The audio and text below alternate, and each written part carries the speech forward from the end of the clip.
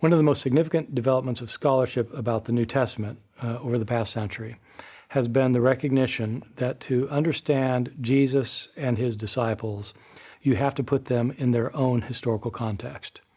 They're not living in our context. They're not 21st century Americans. They're first century Jews from Galilee. Jesus ends up being crucified in Judea, in Jerusalem, by a Roman governor of the land. Without understanding the Roman policies of rule in Palestine, we can't understand what Jesus and his followers were dealing with. The Romans, of course, were very harsh.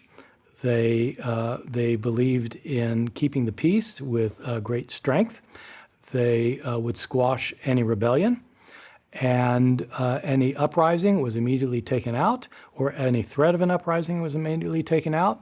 The Romans basically wanted no uprisings, and they wanted taxes. And any governor who could bring those things was fine. The Roman governor Pontius Pilate was supposed to keep the peace, raise the taxes. Jesus was accused of calling himself the future king of the Jews.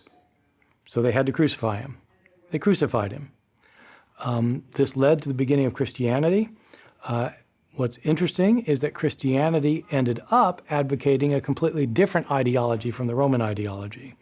No longer did Christians think that dominance was the way to interact with people.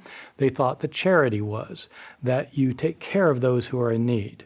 And this developed into an entirely different way of looking at the world that sprung out of this dominance-related, focused Roman Empire.